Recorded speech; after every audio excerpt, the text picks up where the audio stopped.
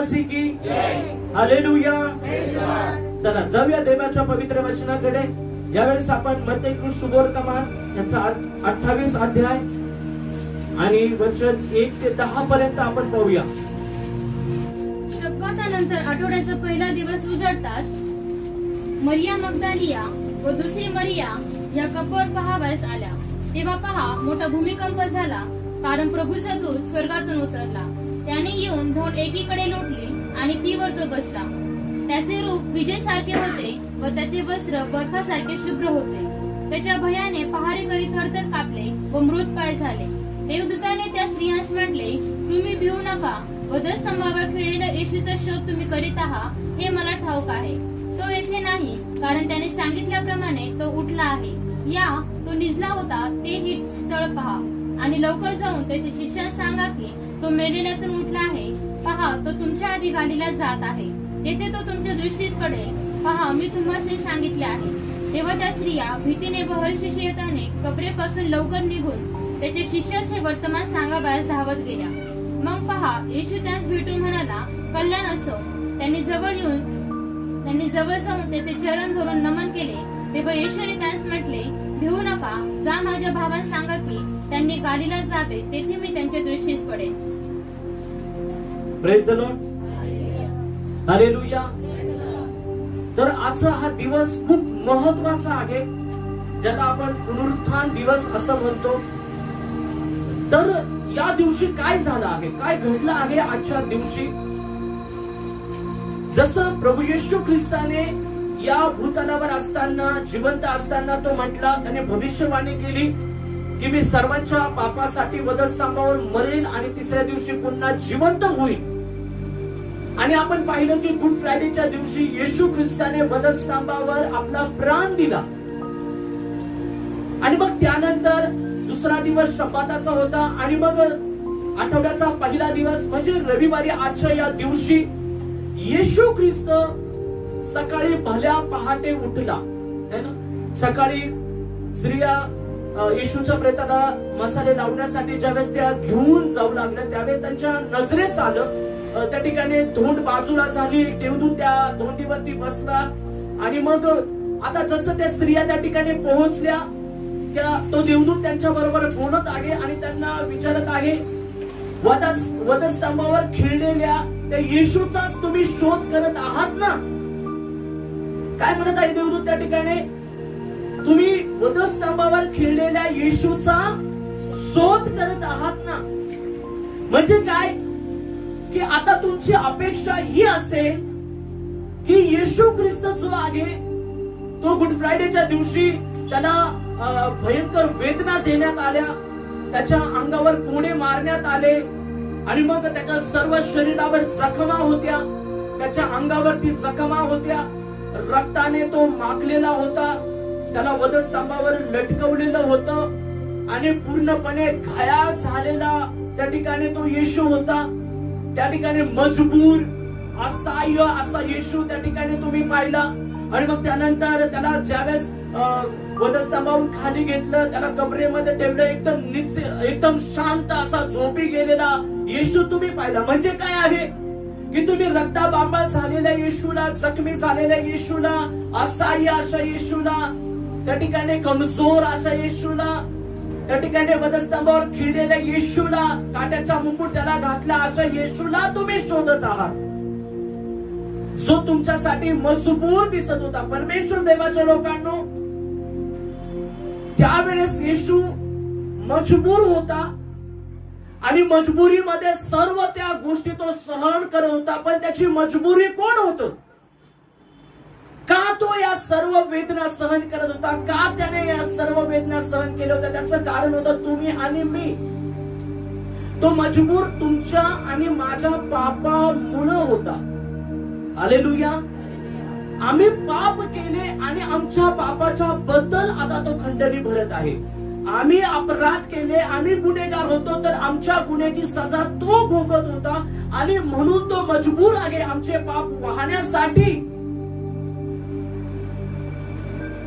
जसं एक मोठा अधिकारी होता, जसं मी तुम्हाला एक उदाहरण देत आहे की एक अधिकारी होता आणि त्या अधिकाऱ्याच्या मुलाने खूप दारू पिले आणि दारू पिऊन त्याने एक ऍक्सिडेंट केला आणि त्यामध्ये काय झालं की समोरच्या दोन गाड्या एकमेकांना धडकल्या आणि धडकल्यामुळे समोरच्या गाडीचं फार मोठं नुकसान झालं.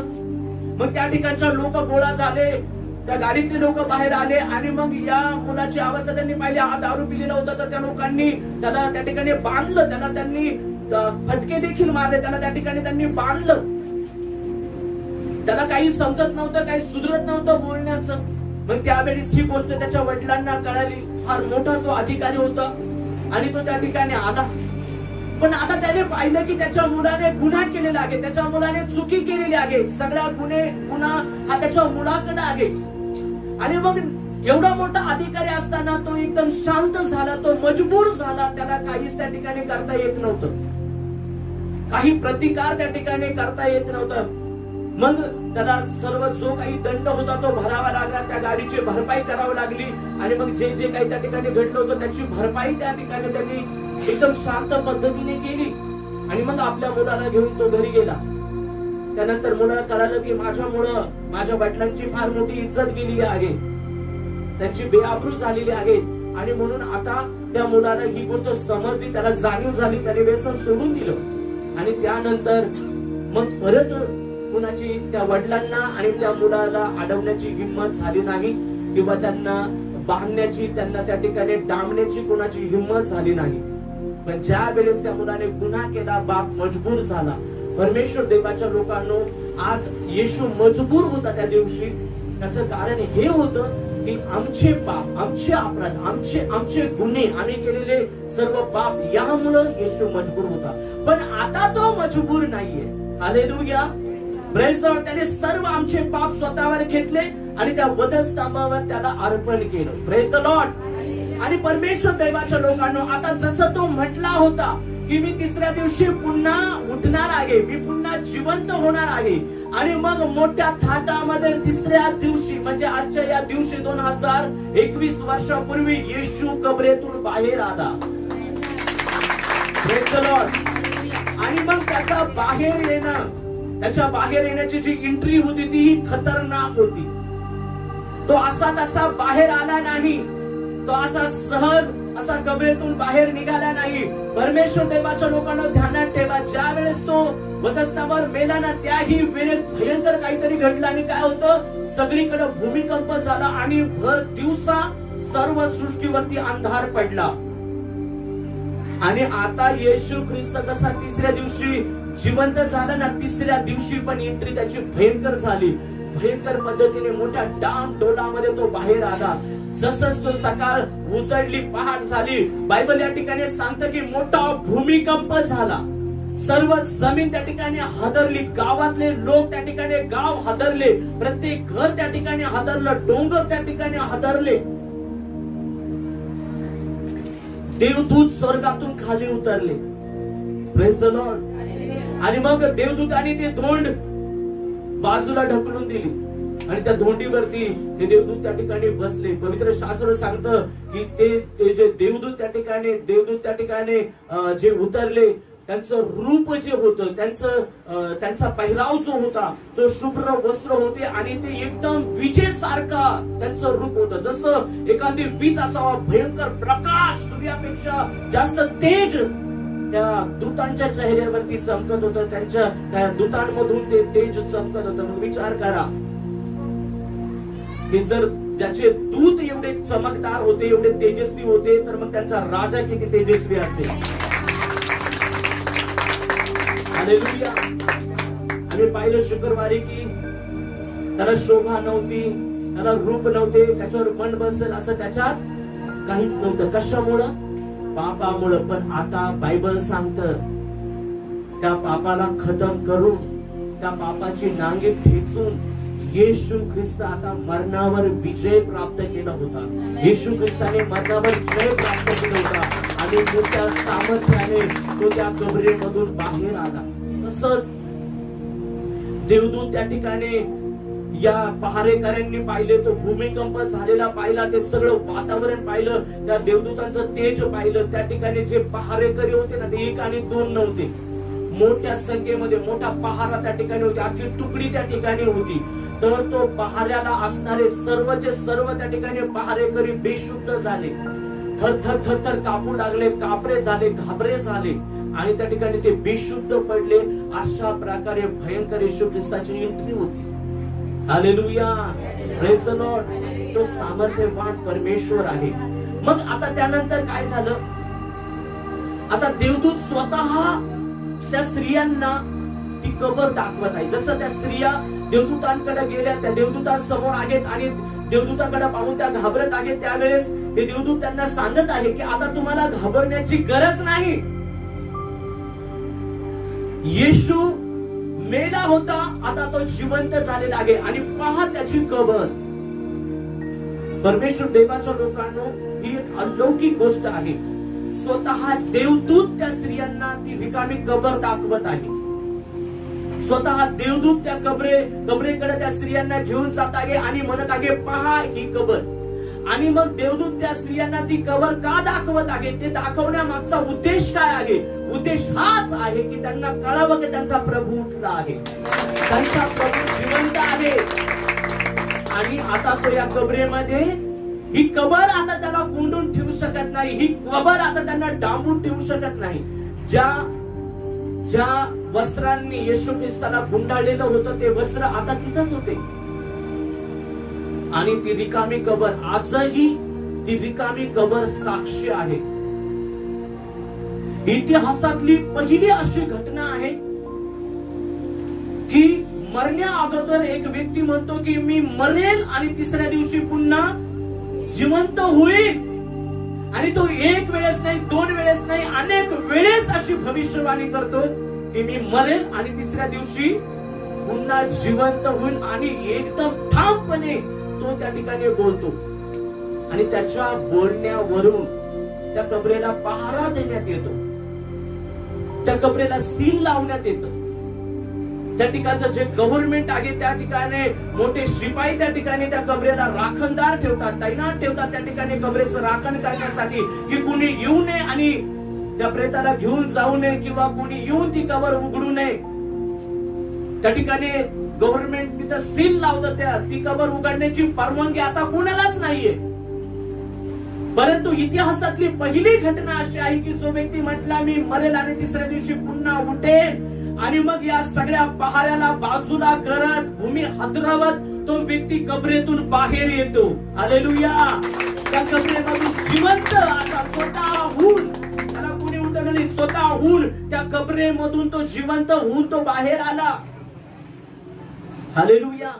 मग त्याला पहारा रोखू शकला नाही, त्या कबरेला लावलेला सील रोखू शकला नाही, आणि नाही त्या ठिकाणी कोणी मुख्य याजक अथवा शास्त्री, फरीसी किंवा वडील जर त्या ठिकाणी कोणी त्याला थांबवू शकले. सर्व त्या ठिकाणी त्याला खोटं ठरवण्याचा प्रयत्न करत होते, परंतु आता सर्व तोंडावर पडले होते, कारण येशू जिवंत झाला होता. त्यांच्या सर्व शब्दांना काढून नाकारून आता येशू ख्रिस्त जिवंत झाला होता. आणि म्हणून परमेश्वर देवाच्या लोकांना आजही ती कबर रिकामी आहे. जगातली पहिली कबर अशी आहे की ती कबर रिकामी आहे.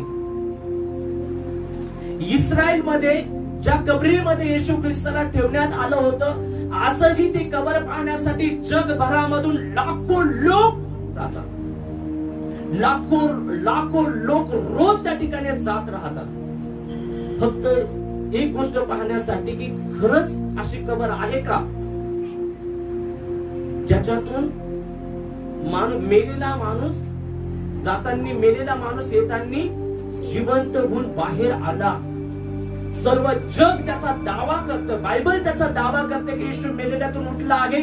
मग खरंच अशी कबर आहे का? अनेक लोक वेगळे वेगळे दावा करतात की अमुक समयामध्ये अमुक व्यक्ती जन्मला होता, अमुक त्याने अशी गोष्ट केली आणि तशी गोष्ट केली. पण इतिहासामध्ये तसे पुरावे सापडत नाही, त्यांचं ठिकाणच सापडत नाही. काहींचे तर जन्म ठिकाणच सापडत नाही. कुठं त्यांचा अंत झाला ते ठिकाण सापडत नाही. पण येशू ख्रिस्त कुठं जन्मला, कुठं कोणत्या गावामध्ये फिरला आणि कुठं कुठं तर राहिला, कोणत्या कबरीत त्याला ठेवण्यात आलं होतं, कुठल्या टेकडीवरती त्याला क्रूसावर देण्यात आलं होतं. ते सगळेचे सगळे ठिकाण आज इस्रायलमध्ये जसेच्या तसे आहेत. सर्व ठिकाण त्या ठिकाणी पाहण्यासाठी लोकांसाठी उपलब्ध आहेत. मोठे मोठे चॅनल वाले त्या ठिकाणी गेले आणि त्यांनी त्या ठिकाणचं कव्हरेज केलं.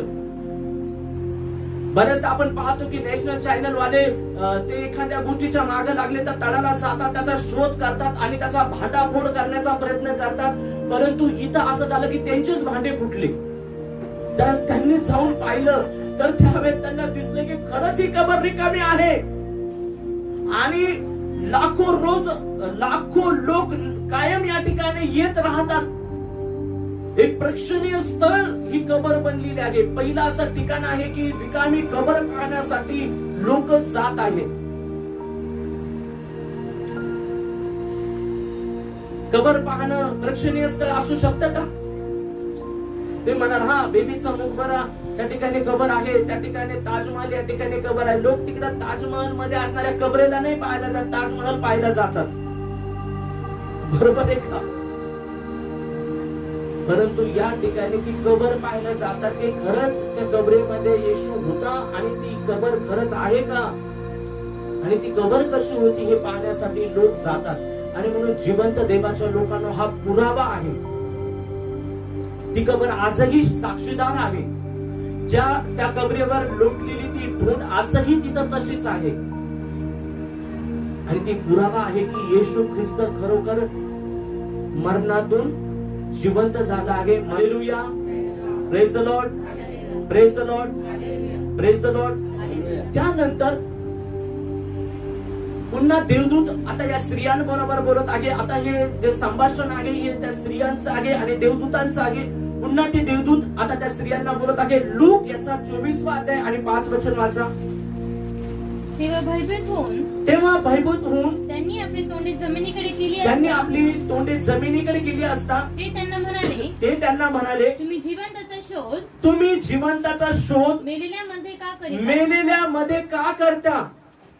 त्या ठिकाणी आता देवदूत त्या स्त्रियांना बोलत आहे की तुम्ही जिवंताचा शोध मेलेल्यामध्ये का करत आहात? आता देवदूतांनी या स्त्रियांना प्रश्न विचारला आहे की तुम्ही जिवंताचा शोध, म्हणजे येशू ख्रिस्त जिवंत आहे आणि त्या जिवंताचा शोध तुम्ही कुठे करत आहात? मेलेल्यामध्ये करत आहात. तुम्ही कबरेमध्ये त्याचा शोध करत आहात. म्हणजे याचा अर्थ काय आहे? या ठिकाणी देवदूताला म्हणायचं आहे तो आता प्रेतामध्ये कबरेमध्ये सापडणार नाही. तो जिवंत आहे, तो जिवंतामध्येच सापडेल. हालेलुया, तो जिवंतामध्येच तुम्हाला भेटेल. मेलेले आणि जिवंत काय आहे इकडे बारकाईने लक्ष द्या. जे लोक पाप करतात, पवित्र शास्त्र सांगतं पापाचं वेतन मरण आहे. म्हणजे जे लोक पाप करतात त्यांच्यावरती पापाची सत्ता आहे. म्हणजे त्यांच्यावरती कोणाची सत्ता आहे? मरणाची सत्ता आहे. मग जिथं पाप आहे तिथं मरण आहे. म्हणजे आत्मिक दृष्ट्या ते मृत आहे. मग तिथं येशू सापडणार नाही, तिथं येशू भेटणार. मग ज्या लोकांनी आपल्या पापाचा पश्चाताप केला आहे, आपल्या पापाची कबुली केली आहे, आपल्या पापाबद्दल पश्चाताप केलेला आहे आणि त्यांनी केलेल्या पश्चातापामुळे त्या प्रभूने त्यांना क्षमा केली आहे, त्यांच्या पापाची क्षमा त्यांना मिळाली आहे, म्हणजेच त्यांना सार्वकालिक जीवन मिळालं आहे. म्हणजे जीवन त्यांच्यामध्ये आहे, त्यांच्यामध्ये तुम्हाला येशू सापडेल. हालेलुया. आता तो पापामध्ये सापडणार नाही. ज्यांनी आपल्या स्वतःला शुद्ध केलं आहे पश्चातापाद्वारे त्याच्या रक्ताने, त्यांच्यामध्ये येशू आता सापडणार आहे. त्या ठिकाणी 1 कोरिन्थ 3 अध्याय आणि वचन 16 मध्ये स्पष्टपणे लिहिलं आहे की तुमचं शरीर देवाच्या आत्म्याचं मंदिर आहे हे तुम्हाला माहिती नाही का? म्हणजे आता तुमचं शरीर देवाच्या आत्म्याचं मंदिर आहे. तुम्ही जिवंत आहात का? म्हणजे तुमच्यावरती पापाची सत्ता नाहीये, म्हणजे तुम्ही जिवंत आहात. मग तुमच्या मध्ये त्याचं राज्य आहे, तुमच्या मध्ये तो परमेश्वर वस्ती करतो. तुम्ही त्याच्या आत्म्याचं मंदिर आहात. Hallelujah, hallelujah. आणि म्हणून फक्त येशू माझ्यामध्ये ये, येशू माझ्यामध्ये ये म्हटल्याने येशू येणार नाही. जर आम्ही आत्मिक मृत झालेलो आहोत, आम्ही पापामध्ये जर जीवन जगत आहोत, तर कधीही येशू आमच्यामध्ये येणार नाही. त्या आधी पापाची क्षमा त्याच्याकडे मागा, त्याच्या आधी पापाची कबुली त्याच्याकडे करा आणि त्याच्याकडून पापाची क्षमा मिळवून घ्या. Praise the Lord, hallelujah. आजही आपण पाहतो या ठिकाणी देवदूत त्यांना काय म्हणाला? देवदूत म्हणाला, तुम्ही जिवंताचा शोध मृतामध्ये का करता? म्हणजे कबरेमध्ये आणि प्रेतामध्ये तुम्ही शोध करत आहात. आजही तुम्ही पहा, कित्येक लोक आहेत, त्यांचा ओढा कबरेकडेच आहे, त्यांचा ओढा मृत व्यक्तीकडेच आहे, मृतांकडेच त्यांचा ओढा आहे. तुम्ही पहा, अनेक असे लोक आहेत की आजही जातात आणि कबरेची उपासना करतात, आजही जातात, कबरेच्या पाया पडतात, त्या मेलेल्या व्यक्तीला, त्या मेलेल्या व्यक्ती संग बोलण्याचा प्रयत्न करतात, त्या कबरे बरोबर बोलण्याचा प्रयत्न करतात.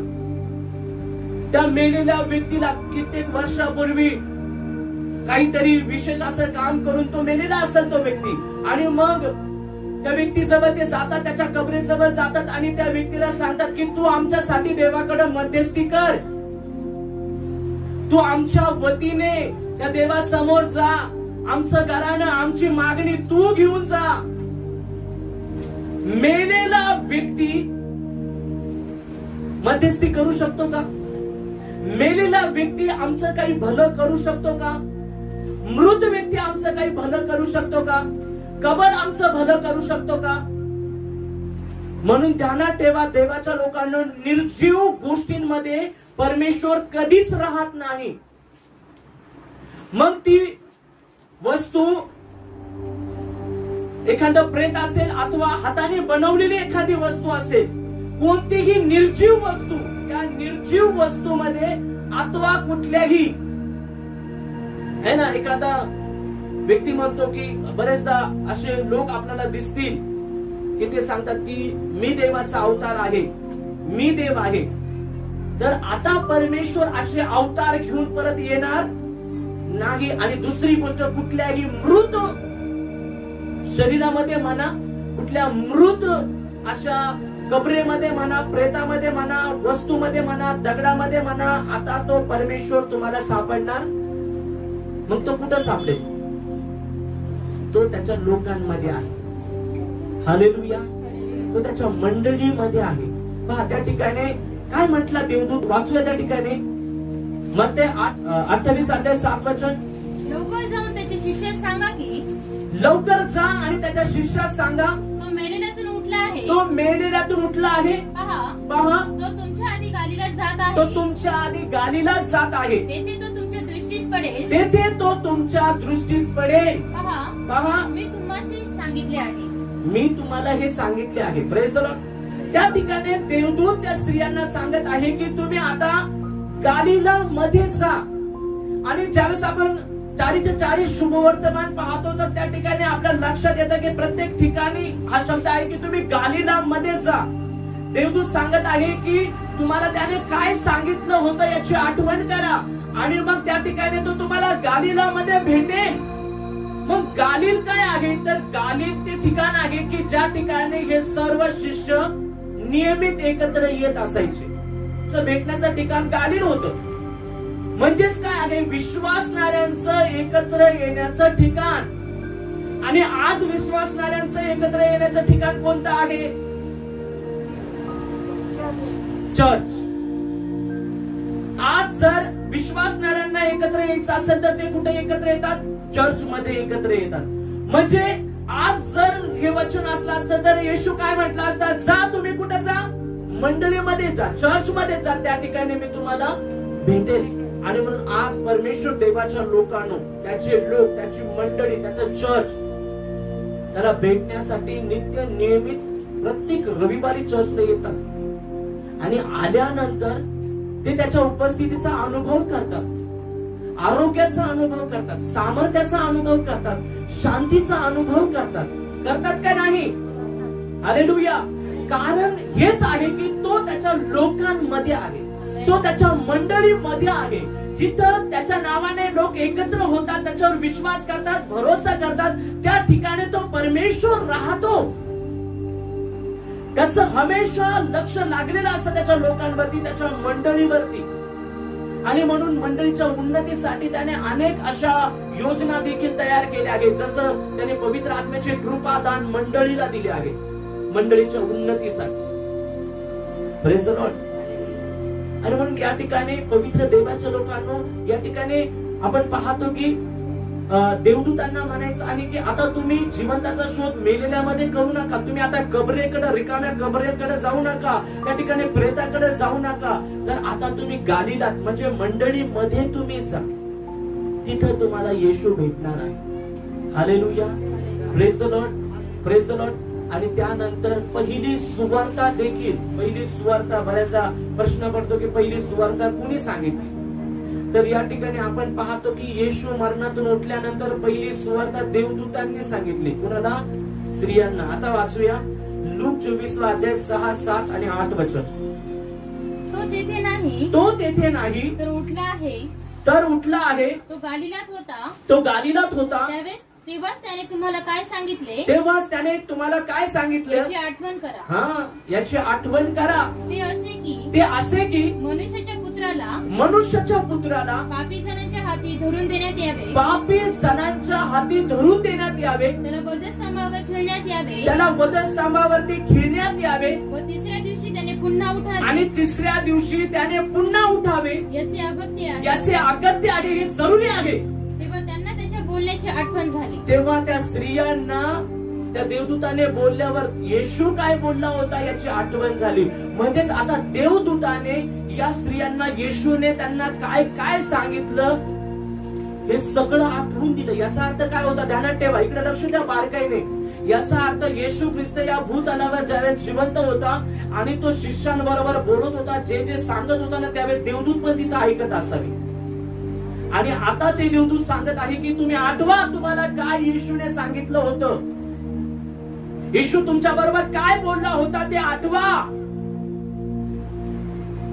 म्हणजे याचा अर्थ काय आहे? परमेश्वराच्या लोकांना, ज्या ठिकाणी एक व्यक्ती दुसऱ्या व्यक्तीला देवाच्या वचनाद्वारे बोलत असतो, ज्यावेळेस एक व्यक्ती दुसऱ्या व्यक्तीला सुवार्ता सांगत असतो, ज्यावेळेस तुम्ही एखाद्याच्या घरी प्रार्थनेला जात असता, त्यावेळेस तुमच्या बरोबर देवदूत असतात. तुम्ही काय सांगता, तुम्ही काय करत आहात, तुम्हाला पाहण्यासाठी तुमच्या बरोबर ते असतात. हालेलुया. Praise the Lord. आणि म्हणून परमेश्वर देवाच्या लोकांना आता या ठिकाणी महत्वाचं हे आहे की देवदूत त्या ठिकाणी आठवण करून देत आहे. काय आठवण करून देत आहे? की आठवा येशूने तुम्हाला काय सांगितलं. तो म्हटला होता की या भूतलावर माझं येणं आणि मग सर्वांच्या पापासाठी वधस्तंभावर मरणं अगत्याचं आहे, आणि मी सर्वांच्या पापासाठी वधस्तंभावर मरेन आणि तिसऱ्या दिवशी पुन्हा जिवंत होईल. आणि याचा अगत्य आहे, जिवंत होणारच. हालेलुया. मग आता कसं घडलं? आणि मग आता या स्त्रियांना आठवण झाली, अरे बाप रे, बरोबर आहे. आपण तर हे विसरून गेलो होतो की येशू म्हटला होता मी तिसऱ्या दिवशी पुन्हा उठणार आहे. आपण तर त्याच्या प्रेताला मसाले लावायला आलो, आपण तर त्याला हार घेऊन यायला पाहिजे होता गळ्यात टाकण्यासाठी, त्याचं स्वागत करण्यासाठी काहीतरी घेऊन यायला पाहिजे होतं, आपण त्या ठिकाणी वाटण्यासाठी साखर घेऊन यायला पाहिजे होती, आनंद उत्सव करायला यायला पाहिजे होता. आपण काय करत आहोत? आणखीन त्या प्रेताला, ते प्रेत आणखीन काही दिवस टिकून राहावं म्हणून त्याला मसाले लावण्यासाठी घेऊन आलो आहोत. आता यांना कळालं की आपण चुकी करत आहोत. आणि चुकी कशामुळे झाली? ज्यावेळेस येशू सांगत होता ना, त्यावेळेस लक्ष दिलं नाही. जे लोक वचन चालू असताना, वचन सांगत असताना लक्ष देत नाही ना, ते त्यांच्या जीवनामध्ये हमेशा चुका करत राहतात. एक चूक झाली का दुसरी करतात, दुसरी चूक झाली का तिसरी करतात, आणि तीनदा त्यांना मग विचारावं लागतं हे करणं गरजेचं आहे का, हे केलं तर चालेल का, ही गोष्ट गरजेची आहे का. त्या चुका यामुळे होतात की वचनाकडे नीट लक्ष नाही. परमेश्वर देवाच्या लोकांना आता देवदूताने त्यांना सुवार्ता सांगितली आहे. पहिली सुवार्ता देवदूताने. तुम्ही पहा, येशूचा जन्म झाला त्यावेळेस पण पहिली सुवार्ता कोणी सांगितली? देवदूतांनी सांगितली. हालेलुया. ज्यावेळेस येशूचा जन्म या धर्तीवर झाला, सगळे देवदूत रात्रभर इकडून तिकडे आकाशात फिरत होते, त्या मेंढपाळ लोकांना जागा करत होते, आणि जिकडं तिकडं त्यांचा जय जयकार चालू होता पहाटेच्या वेळेस. आता ही देवदूत सकाळपासूनच फिरायला सुरुवात करत आहे. हालेलुया. आणि पहिली सुवार्ता देवदूतांपासूनच पुन्हा सुरुवात झालेली आहे. आणि म्हणून या ठिकाणी परमेश्वराच्या लोकांनो, बायबल सांगतं देवाच्या लोकांनो, की तो येशू ख्रिस्त जसा बोलतो तसं करतो. त्याने जे बोललं, त्याने जे शब्द उच्चारले, त्याने ज्या भविष्यवाण्या केल्या, त्या सर्व भविष्यवाण्या त्याने पूर्ण करून दाखवल्या. आता कृतीमधून करून दाखवलं. तर त्यानंतर पवित्र शास्त्र सांगतात, जसं की या स्त्रिया धावत आणि पळत गालिलाकडे निघालेले आहेत. निघाल्यानंतर रस्त्याने येशू त्यांना भेटला आणि मग परत त्यांचं संभाषण झालं. आणि मग परत येशू गालिलामध्ये देखील शिष्यांना भेटला. मग पवित्र शास्त्र सांगतं की वेगवेगळ्या ठिकाणी चिन्हांद्वारे, स्वतःच्या शरीराच्या जखमांद्वारे येशू ख्रिस्त त्याच्या शिष्यांना हे दाखवून देत होता की तुमचा प्रभू जिवंत झाला आहे. ज्याच्यावर तुम्ही भरोसा करत होता, ज्याच्या बरोबर तुम्ही राहिला, ज्याने ज्याच्या गोष्टी तुम्हाला सांगितल्या त्या सर्व खऱ्या आहेत. जसं तुमचा प्रभू बोलला होता की मी तिसऱ्या दिवशी पुन्हा जिवंत होणार, पहा मी आज तुमच्या समोर जिवंत आहे. म्हणजे तुम्ही ज्याच्यावर भरोसा केला ना, तुम्ही चुकीच्या व्यक्तीवर भरोसा केला नाही, तुम्ही चुकीच्या व्यक्ती मागे चालत नव्हते, तर खरंच तुम्ही योग्य व्यक्तीच्या मागे चालत होता. तुम्ही खरंच प्रभूच्या मागे चालत होता. आणि तुमची निवड किती योग्य आहे, तुमची निवड किती अद्भुत आहे, याविषयी देखील तो त्यांना सांगण्याचा प्रयत्न करत होता. बऱ्याचदा त्यांच्यातले काही होते की त्यांना अजूनही विश्वास बसत नव्हता, तर येशू आपल्या जखमा त्यांना दाखवत होता. जसं थोमा आणि बाकीच्या शिष्यांना देखील येशू ख्रिस्ताने आपल्या शरीराचे व्रण दाखवले, आपल्या जखमा येशू ख्रिस्ताने त्यांना दाखवल्या आणि त्यांना पटवून दिलं की मी जिवंत झालो आहे. इतकंच नाही तर त्या शिष्यांबरोबर त्याने भोजन देखील केलं.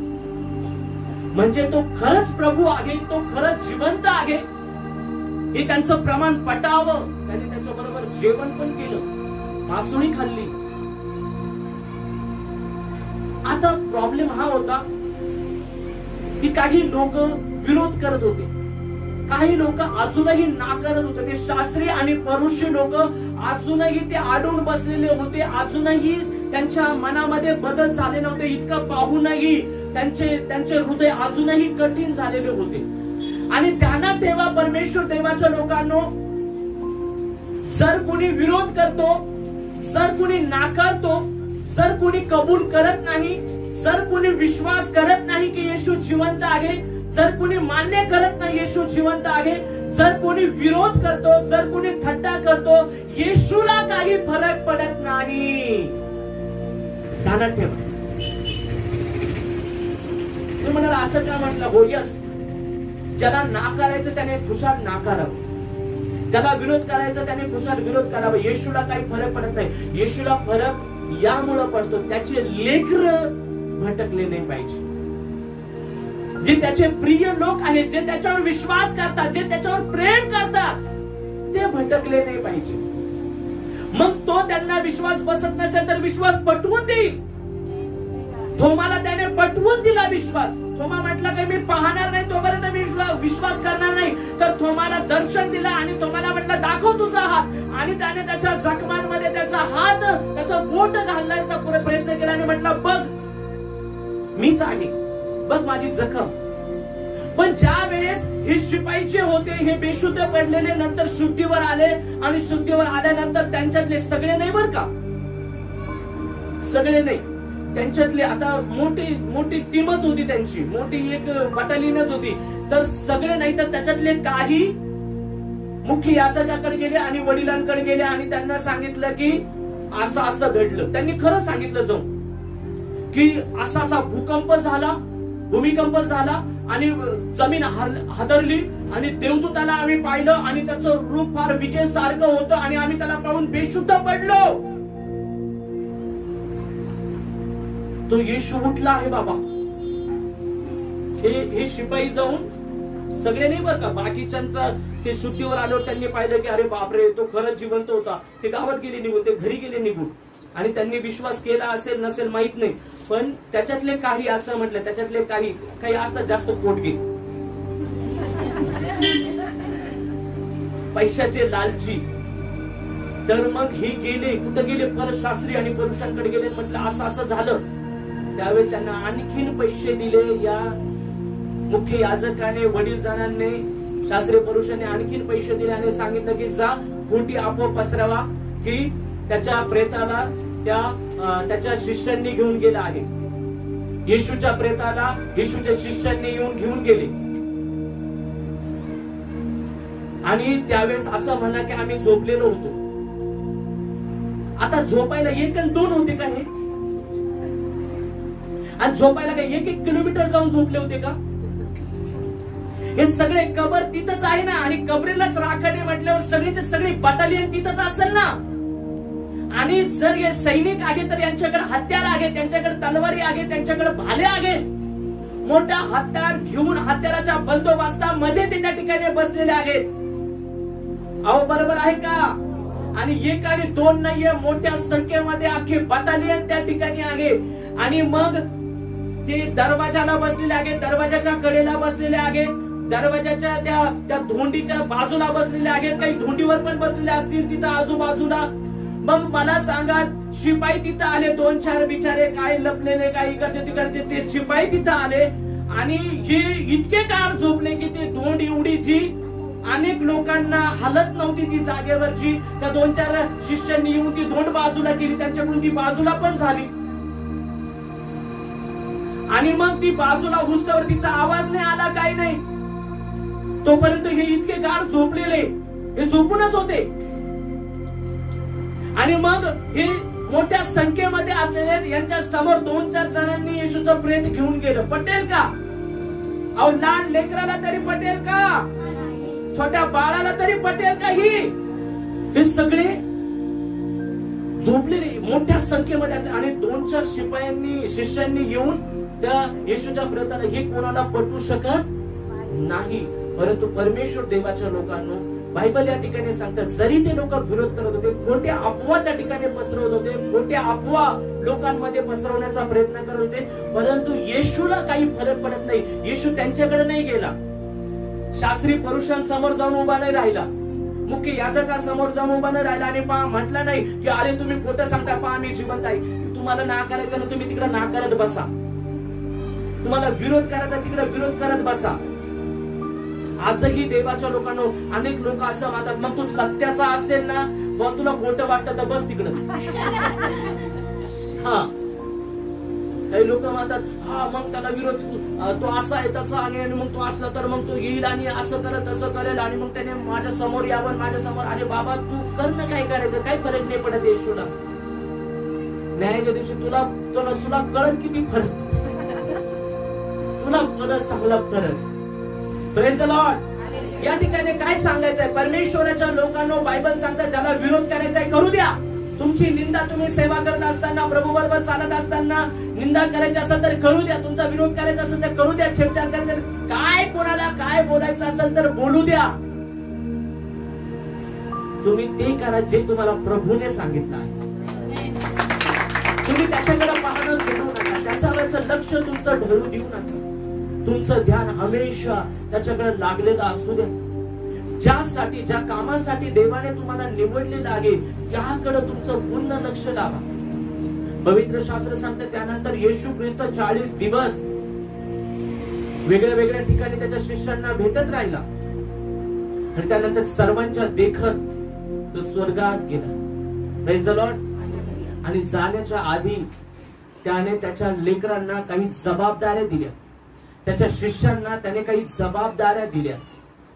आणि त्या जबाबदाऱ्या होत्या की जा, आता जे तुम्ही पाहिलं आणि ऐकलं ना ते जाऊन सांगा. सुवार्थ सांगण्याची जबाबदारी, शुभवर्तमान सांगण्याची जबाबदारी आता परमेश्वराने, येशूने आमच्यावर दिलेली आहे. आणि त्याच्याबरोबर एक अभिवचन पण दिलं की युगाच्या समाप्तीपर्यंत मी सर्व दिवस तुमच्या बरोबर राहील. हालेलुया. आणि म्हणून कोण आमच्या बरोबर आहे आणि कोण आमच्या बरोबर नाही फरक पडत नाही. प्रभू आमच्या बरोबर आहे, काफी आहे.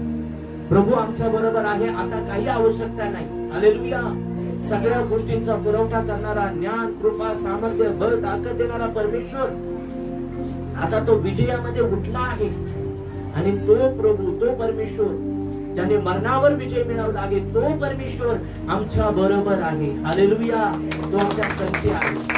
आणि म्हणून आम्ही हमेशा विश्वास करूया की येशू मेला वधस्तंभावर, त्याने आपला प्राण दिला, हे जितकं सत्य आहे, दुसरी बाजू ही तेवढी सत्य आहे की तिसऱ्या दिवशी तो पुन्हा जिवंत झाला. आणि आजही येशू जिवंत आहे. प्रभू उठला आहे. येशू उठला आहे. येशू उठला आहे. प्रभू उठला आहे. येशू उठला आहे. बोला येशू मसीह की जय. बोला येशू मसीह की जय. परमेश्वर करो वाचलं वचन झालेला संदेश आम्हा सर्वांसाठी देव सहाय्य करो. या वचनाद्वारे प्रभू परमेश्वर देव आम्हा सर्वांना आशीर्वादित करू.